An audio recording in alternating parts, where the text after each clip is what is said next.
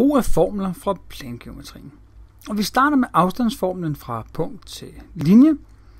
Og der kan man se heroppe, at man har sådan set noget, der ligner linjens ligning på formen ax plus by plus c lige 0.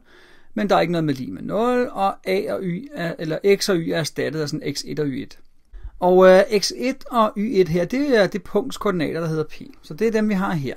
Og hvis man er lidt i tvivl om, hvordan det er sådan lige at forstyrre de her ting, så skriver man det bare på med sin lille blyant, så man lige kan huske det.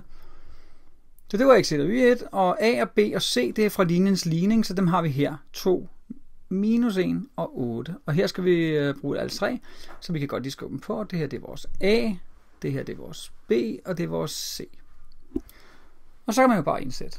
Distancen fra p til l bliver altså lige med.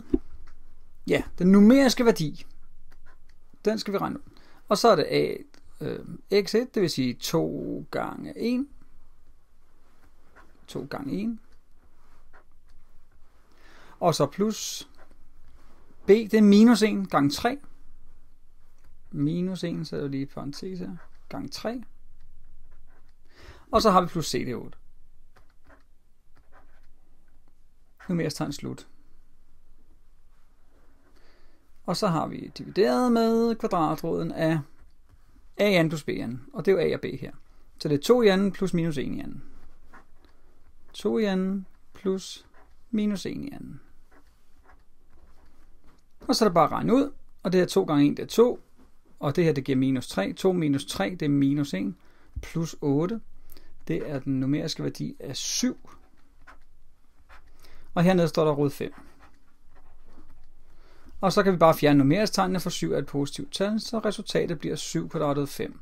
Og man vil ikke begynde at skrive det her ud, man vil bare lige sætte færdig på, for man ved, det bliver et irrationelt tal, ikke? Så medmindre man bliver bedt om et eller andet, så kan man bare stoppe her. Man må også gerne afrunde det, hvis man vil. Så har vi a projiceret ned på b. Den vektors koordinater skal vi gøre. Her har jeg nogle eksempler.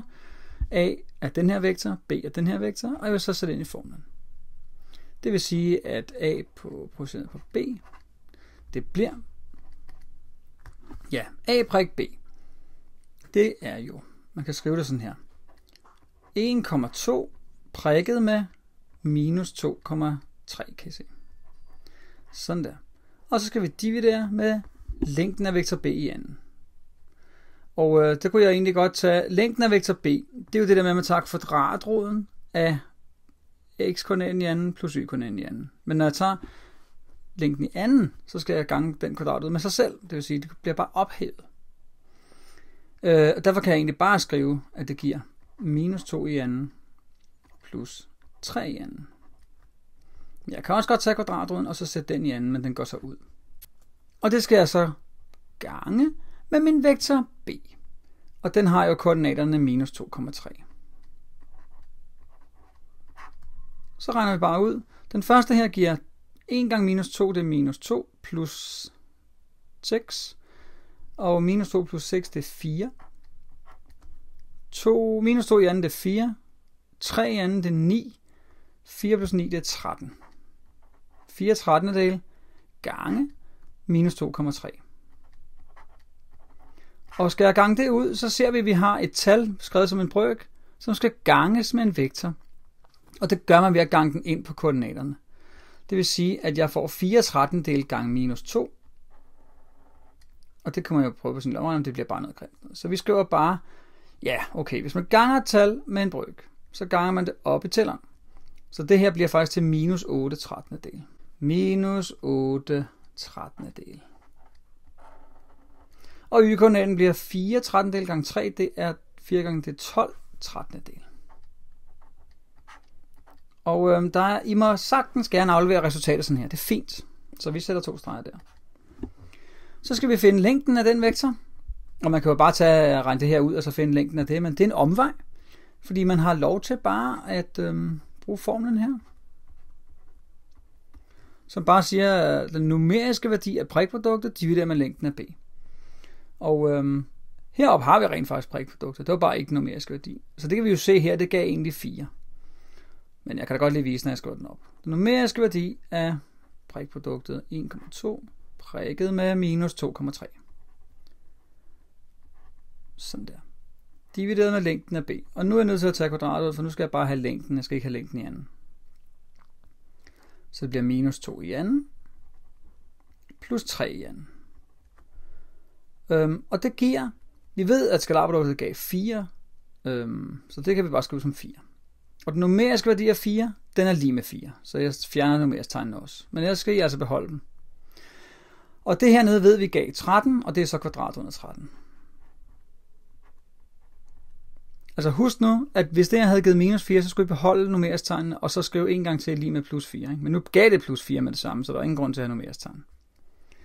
Men pointen er, at det skal jo give et positivt tal, fordi det er en længde. Men det er altså længden. Vektorens længde her er 4 divideret med kvadrat under 13. Sidste eksempel, det er en afstandsformel mellem to punkter. Og der er selvfølgelig også, hvordan man finder koordinaterne til den. Og her skal man bare indse, hvad der er A1 og hvad der er B1. Så jeg skriver det bare på her. Det her det er ligesom punkt A, så det er A1, A2. Og det her det er B1, B2. Og så har det bare hakket ind i formlen. Så får man længden fra A til B er lige med 0 minus 2 i anden plus 6 minus 7 i anden. Og det er lige med kvadratet 2 i anden, det er 4, plus 1 i anden, det er 1. Så afstanden den er kvadratet 5. Fint. Så skal vi her finde koordinaterne til vektoren fra A til B.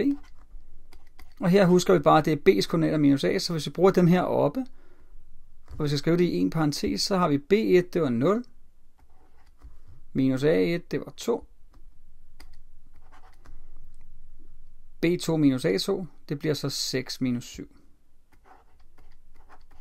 Så koordinaterne er altså minus 2, minus 1.